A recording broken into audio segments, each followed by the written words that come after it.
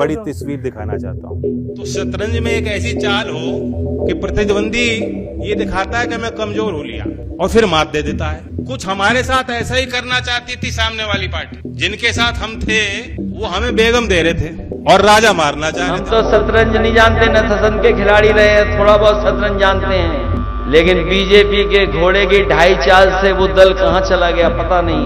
BJP के ढाई चाल से बताओ दल कहां चला गया। जिनसे लड़ करके हम लोगों ने उन्हें जिताया, आज पैकेज पा करके उन्हीं के साथ खड़े हो गए। हमें कोई मलाल नहीं है। 700 से ज्यादा किसान हमारे मारे गए और बीजेपी और हम में लड़ाई है। अगर आज कोई इन छोटी छोटी बातों से या मुझे क्या मिल रहा है, मेरी पार्टी को क्या मिल रहा है जी, इन बातों को लेकर अगर बीजेपी में जाके वोट करेगा तो फिर तो उसकी सहानुभूति हमारे साथ है ही नहीं। हमारा जो सिंबल है नल, हैंडपंप नल जी, और भाजपा का कमल। कमल को भी पानी की जरूरत है, कमल खिलेगा और ये जो साथ है इसमें मेल बन गया। हमें कोई मलाल नहीं है। तुकबंदी भी बन रही है, मुद्दे भी बन रहे हैं, काम भी। मैं ऐसे किसी भी दल के साथ नहीं रह सकता जिसका गठबंधन उस दल से हुआ है जिसका सेकुलरिज्म से नफरत है, जो दलितों पिछड़ों के अधिकारों, यूनिवर्सिटियों में जो आरक्षण है उनको लागू नहीं करता, शिक्षक भर्ती घोटाला होता है जिसमें ओबीसी आरक्षणों का लूटपाट होती है, ऐसे कई मामले हैं। तो मैं मानता हूं कि ये देश बचाने की लड़ाई है। भारतीय जनता पार्टी मेरे देश को बेचने का, मेरे देश को बर्बाद करने का काम कर रही है और मैं इसे बिकने नहीं दूंगा। इसके लिए मेरी ये नैतिक जिम्मेदारी के साथ मुझे लगता है सभी लोगों की एक भारतीय होने के नाते एक नैतिक जिम्मेदारी है कि भारतीय जनता पार्टी को हराने के लिए, भारतीय जनता पार्टी को रोकने के लिए, ताकि संविधान इस देश में स्थापित हो सके, पुनः लोकतंत्र स्थापित हो सके। और इसलिए मुझे लगता है कि इस क्रम में मैंने इस्तीफा दिया। एक सवाल और पूछ लूं, 5 साल में आपने मोदी के बहुत भाषण सुने होंगे, बहुत वायदे सुने होंगे। ये आदमी सच बोलता है कि झूठ बोलता है? झूठ बोलता है ना। क्या देश का भविष्य एक झूठे आदमी के हाथ में दोगे? मैं कहना चाहता हूँ, तख्त बदल दो, ताज बदल दो, इन झूठों की सरकार बदल दो। अब मैं आपको एक नया नारा दे के जा रहा हूँ। हाय हाय मोदी, बाय बाय मोदी, मुट्ठी बांध के हाय हाय मोदी, हाय हाय मोदी, हाय हाय मोदी, गया मोदी। हमें कोई मलाल नहीं है। हम आज की वीडियो में बात करेंगे जयंत चौधरी की। वही जयंत चौधरी जो एक समय तक इंडिया अलायंस के पार्ट हुआ करते थे, लेकिन पलट करके शतरंज की चाल में नई चाल चलते हुए नरेंद्र मोदी की एनडीए में शामिल हो गए। पश्चिमी उत्तर प्रदेश में नरेंद्र मोदी के एनडीए को जिताने की एक बड़ी जिम्मेदारी अपने हाथ में ले ली और आज इतने घिर गए हैं उनके पार्टी के बड़े नेता, उनके मीडिया इंचार्ज, इंडिया गठबंधन में उनकी पार्टी की तरफ से नुमाइंदगी करने वाले बड़े नेता इस्तीफा दे रहे हैं और लोग ट्विटर पर, फेसबुक पर जयंत चौधरी के पुराने बयान जो किसान आंदोलन के वक्त भारतीय जनता पार्टी और खासकर नरेंद्र मोदी पर हमला करते हुए जयंत चौधरी के जितने बयान हैं, चौधरी अजीत सिंह के जितने बयान हैं नरेंद्र मोदी के खिलाफ, भारतीय जनता पार्टी के खिलाफ, उसको सोशल मीडिया पर ट्रेंड करा रहे हैं और एक सवाल पूछ रहे हैं कि इन किसानों के शहीद होने का, किसान आंदोलन का, भारतीय जनता पार्टी के झूठ का और भारतीय जनता पार्टी के लूट का क्या जवाब देंगे जयंत चौधरी जब पश्चिमी उत्तर प्रदेश में अपने क्षेत्र में प्रचार करने जाएंगे। तो विश्लेषण आज के वीडियो में इस बात का करेंगे कि जयंत चौधरी कैसे बुरी तरह घिर गए और क्या जयंत चौधरी वह निभाने की स्थिति में पश्चिमी उत्तर प्रदेश में मजबूत बचे हुए हैं जिसको उम्मीद की तरह एनडीए और मोदी ने देखा और इंडिया अलायंस से तोड़ करके अपने खेमे में जोड़ा। जी हां, वही नरेंद्र मोदी ने जो सदन में खड़े होकर बोलते थे एक अकेला सब पर भारी, और एक अकेला इतना हारसा है कि उसे जयंत चौधरी जैसी पार्टी का भी गठबंधन में साथ लेना पड़ रहा है।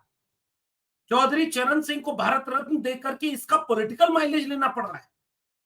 भारत रत्न ठीक है, कोई भी सरकार देती रही है, पहले भी देती रही। स्वामीनाथन को भारत रत्न देकर के, चौधरी चरण सिंह को भारत रत्न देकर के वो अकेला जो सब पर भारी होने का दावा करता है, उसका झूठ और कमजोरी पकड़ में आ गई कि वह जयंत चौधरी को अपने खेमे में मिलाने के लिए सारी कोशिश करता है। और जयंत चौधरी एक बयान देते हैं कि शतरंज की चाल में पिछली पार्टी, पिछला गठबंधन यानी समाजवादी पार्टी, और समाजवादी पार्टी के ऊपर जयंत चौधरी आरोप लगाते हुए कहते हैं कि वो शतरंज की चाल में जैसे सामने वाला कमजोर पड़ रहा होता है, कमजोर दिखता है और फिर अचानक आपको हरा देता है। वो हमें बेगम दे रहे थे और हमसे राजा छीन रहे थे। तो उसके जवाब में अखिलेश यादव ने कहा कि शतरंज तो मैं खेलता नहीं, लेकिन शतरंज के हर खिलाड़ी को पता होगा कि दिन भर चले 2.5 कोस। घोड़े की 2.5 चाल में बीजेपी ने उस पार्टी को फंसा लिया जिस पार्टी को हम कितना कुछ आगे दे करके आए थे।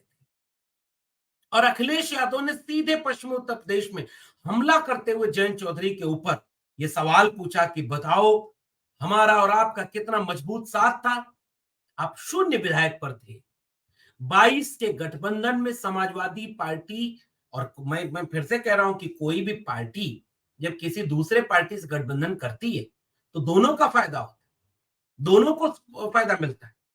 कभी कभी बसपा की तरह यह कह दिया जाता है कि 0 से 10 सांसद होने के बाद भी वोट ट्रांसफर नहीं हुआ और सपा से गठबंधन का बसपा को कोई फायदा नहीं हुआ, और लोग इसे मान भी लेते हैं। और बसपा के गठबंधन से सपा 5 की 5 ही रह गई। वैसे ही यह बात भी कही जा सकती है कि 0 विधायकों वाली जयंत चौधरी की पार्टी आरएलडी 9 विधायकों तक पहुंच गई। इतना कुछ किया, और जिस बीजेपी के खिलाफ गठबंधन करके वोट मांगा गया, अखिलेश यादव कह रहे हैं कि पैकेज मिल गया और उसी बीजेपी से आपने हाथ मिला लिया, उसी बीजेपी की शरण में चले गए, उसी के सामने दंडवत हो गए। यह अखिलेश यादव जी की जो ट्विस्ट है। उन्होंने पहले उसी पश्चिमी उत्तर प्रदेश में एक सवाल किया, बताओ हम जिसे रुपया बनाना चाहते थे वो चवन्नी बन करके फिसल गया। राजनीति में कलाकारी ये होती है। किसी भी आप विपक्षी दल के नेता को देखिए, चाहे वो राहुल गांधी को आप देखिए, चाहे वो तेजस्वी यादव को, और अखिलेश यादव जी की तो इसमें महारत हासिल है कि कैसे बात को इतना सलीके से कहना है कि चोट भी एकदम सटीक जगह पर लगे, दर्द भी बेतहाशा उठे, मगर कुछ कहते न बने।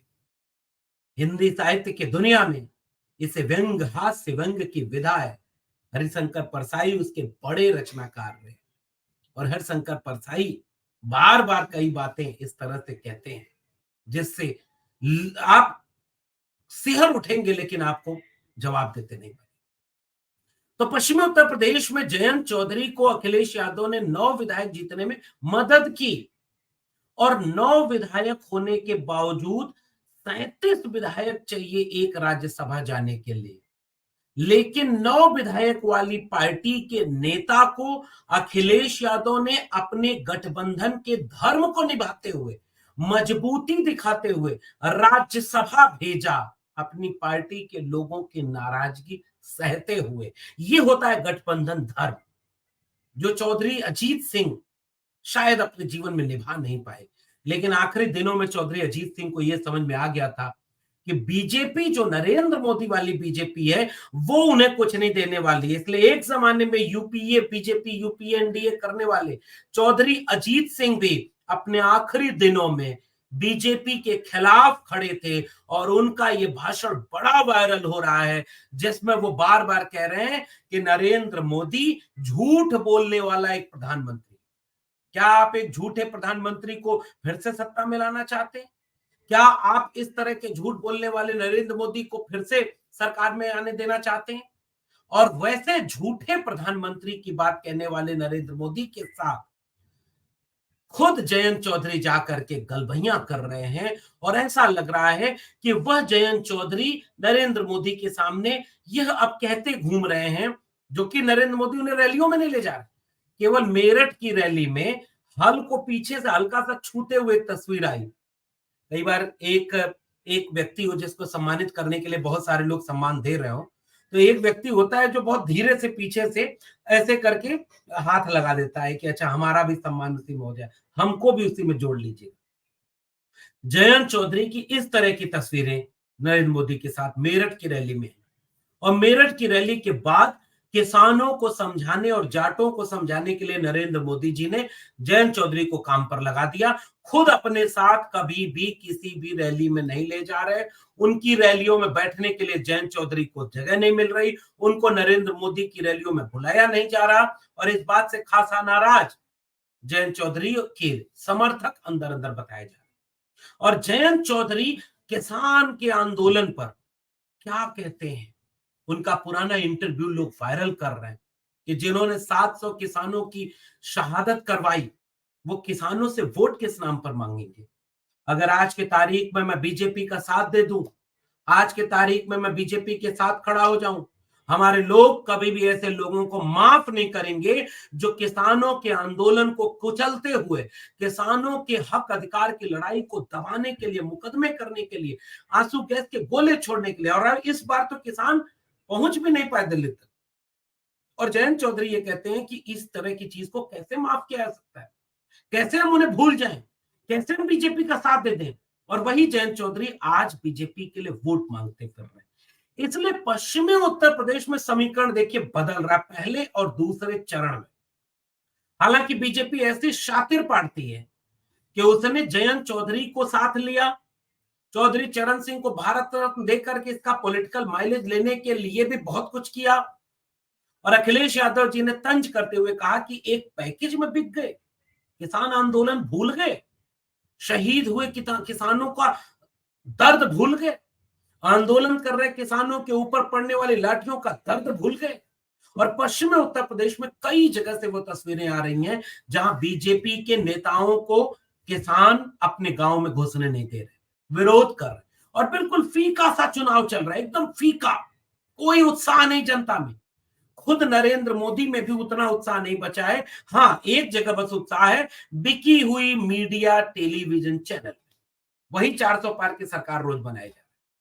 आपको वह उत्साह न प्रधानमंत्री के भाषण में दिखेगा, न मुख्यमंत्री के भाषण में दिखेगा, न गृह मंत्री के भाषण में दिखेगा। और जनता में तो कोई उत्साह नहीं, क्योंकि जनता 10 साल में नरेंद्र मोदी की सरकार से पूरी तरह त्रस्त हो चुकी है। इसलिए पहला और दूसरा चरण जो पश्चिमी उत्तर प्रदेश में है, वहां बीजेपी के लिए मुश्किल आती दिख रही है। अंदर अंदर बीजेपी के तमाम नेता इस्तीफा दे रहे हैं, पार्टी छोड़ रहे हैं। आरएलडी के प्रशांत कन्नौजिया, आरएलडी के बड़े नेता, युवा नेता, एससी एसटी के प्रकोष्ठ के राष्ट्रीय अध्यक्ष, और जब इंडिया अलायंस बना था तो मीडिया कमेटी में विपक्षी दलों के गठबंधन की तरफ से आरएलडी का प्रतिनिधित्व करते हुए वो इंडिया गठबंधन में शामिल थे। आप इस बात से उनके कद को देखिए, एक सोशल एक्टिविस्ट, एक अम्बेडकराइट नौजवान, एक किसान, कमेरा मुल्क की आवाज, और आरएलडी के साथ जाकर के उन्होंने बहुत मजबूती से कई तरह के काम किए। लेकिन जब बीजेपी के सामने दंडवत हो गए जयंत चौधरी, तो प्रशांत कन्नौजिया जैसे बड़े नेता जयंत चौधरी का साथ छोड़ रहे हैं, और ऐसे कई नेता हैं जो पश्चिमी उत्तर प्रदेश में जयंत चौधरी का साथ छोड़ते चले जा रहे हैं। दूसरी तरफ पहले और दूसरे चरण के जाट वोटों के दबाव में भारतीय जनता पार्टी जैसी एक शातिर पार्टी, वो जानती है कि ब्रजभूषण शरण सिंह को अगर आज ही टिकट घोषित कर देंगे तो जाट आंदोलन, किसान आंदोलन के साथ महिला पहलवानों का आंदोलन जो था, जिसे जाट समुदाय ने अपने स्वाभिमान पर ले लिया था, वह नाराजगी उनके भीतर बैठ सकती है कि फिर से इतने संगीन आरोप जिसके ऊपर लगे, बीजेपी ने उसे टिकट दे दिया। लेकिन बीजेपी ने आज तक कैसरगंज का टिकट ही घोषित नहीं किया, ताकि पहले और दूसरे चरण के वोट जब पड़ जाएं तब हम ब्रजभूषण शरण सिंह को टिकट घोषित कर देंगे कैसरगंज से, क्योंकि तीसरे या चौथे चरण में उनका वोट पड़ना है। बीजेपी ये काम करती है, बीजेपी जाटों को नाराज नहीं करने देना चाहती, लेकिन ब्रजभूषण शरण सिंह का टिकट काट नहीं सकती। इसलिए बीजेपी देखिए कैसे अब की बार 400 पार, ये हालत है आपकी। ऐसे आप राजनीति कर रहे हैं, इतना डर करके, इतना कमजोर पड़ करके। और इस कमजोरी और डर के चलते जयंत चौधरी वोट दिलाने में पहले और दूसरे चरण में कमजोर साबित होते जा रहे हैं, और पश्चिमी उत्तर प्रदेश का खेल बदलता चला गया। बहुजन समाज पार्टी को यह माना जा रहा था कि बहुजन समाज पार्टी कहीं पहले की तरह फिर से वही कैंडिडेट उतारने की अपनी शैली न अख्तियार कर ले जिससे वो बीजेपी का वोट मजबूत कर दे, यानी जो सेकुलर वोट है, डेमोक्रेटिक वोट है या नॉन बीजेपी वोट है, उसमें बंटवारा हो जाए और बीजेपी को उसका फायदा मिल जाए। लेकिन बहुजन समाज पार्टी ने कुछ जगहों को छोड़ करके इस बार पश्चिमी उत्तर प्रदेश में भी इतना गजब का टिकट वितरण कर दिया है कि पहले और दूसरे चरण की कई सीटें बीजेपी हारने की स्थिति तक पहुंच गई है। देखिए अंतिम परिणाम क्या होगा ये तो 4 जून को पता चलेगा, लेकिन फिलहाल तक की परिस्थितियां ये बताती हैं कि जयंत चौधरी को अपने खेमे में लाकर चौधरी चरण सिंह को भारत रत्न देकर किसानों की एमएसपी का कोई जिक्र न करके, क्या लिखा है अपने घोषणा पत्र में बीजेपी ने, किसानों की एमएसपी में बढ़ोतरी हो रही है। लेकिन किसान तो मांग रहे थे कानूनी गारंटी, किसान एमएसपी मांग रहे गारंटी, आपने किसानों को गारंटी पूरी की क्या? और बिना अपने घोषणा पत्र में डाले किसानों के आय दोगुनी होने का दावा किया था आपने, किसानों की आय दोगुनी हो जाएगी 2022 तक, और 2024 में जब आप अपना गारंटी पत्र ले आ रहे हैं तो उसमें आय की बात ही नहीं कर रहे, आंकड़े बता रहे हैं कि किसानों का कर्ज दोगुना हो गया। जो 47,000 प्रति किसान कर्ज था 2024 के पहले, वो 2024 तक आते आते 74,000 रुपए प्रति किसान कर्ज हो गया, दोगुना कर्ज हो गया, आय दोगुनी नहीं हुई। किसान पहले और दूसरे चरण में जयंत चौधरी की पार्टी से भी ये सवाल पूछेंगे, और बहुजन समाज पार्टी ने ऐसे कैंडिडेट उतार दिए जिससे जयंत चौधरी की पॉलिटिक्स पर एक मुश्किल आन पड़ी है, क्योंकि वो वोट जो एंटी बीजेपी वोट है अब उसमें डिवाइड होता दिख रहा है। अब तक जो सोचा जा रहा था वो बीजेपी वोट में डिवाइड हो रहा है और एंटी बीजेपी वोट कंसोलिडेट हो रहा है।